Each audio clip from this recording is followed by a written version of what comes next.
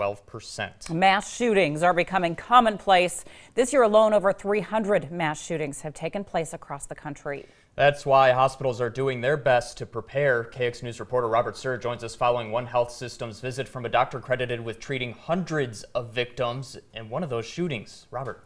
Yeah, Chad and Lauren, in what was a riveting presentation this morning, about 100 students and medical professionals packed into the Rosser Auditorium at CHI St. Alexius this morning to learn how to act and possibly save additional lives when terror strikes. 16 months ago, Dr. Kevin Menez was your normal doctor of emergency medicine working at Sunrise Hospital and Medical Center in Las Vegas. But his life was changed forever the night of October 1st, 2017, when Stephen Paddock opened fire on tens of thousands of concertgoers just down the street from his hospital.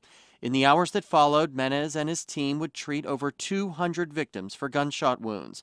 Those in attendance Tuesday morning heard the amazing story about the steps he and his coworkers took to save as many lives as possible on that horrible night. He tells me since then he's dedicated his life to teaching others in the medical field what to do and how to act in such chaotic situations. And so I try to go around the world trying to teach how we could potentially save everybody in a mass casualty so that people don't have to die at the hands of a, crazed lunatic.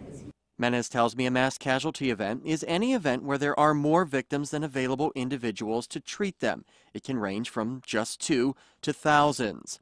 Dorothy Wise is the safety and emergency manager at CHI St. Alexius Health. It's her job to make sure things go smoothly if terror strikes Bismarck.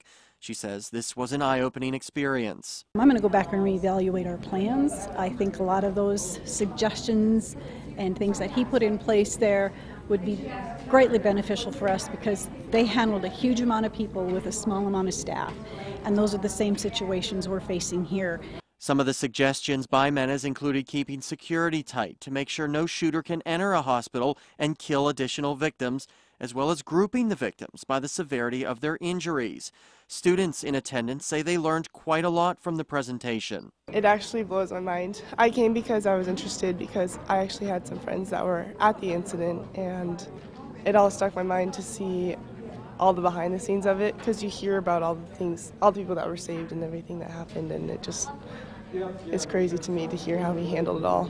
Menez spoke to the crowd for over 2.5 hours and had the complete attention of the audience, one that certainly hopes to never be in the situation he was in. But if they are, he hopes they can take lessons learned to save just one more life. Now, Menez told me after the event he's now on his way to Japan to spend 2 weeks there to talk to medical students about the same subject because terrorism has no boundaries. Chad and Lauren. Incredible insight. Thanks, Robert. A failed wellhead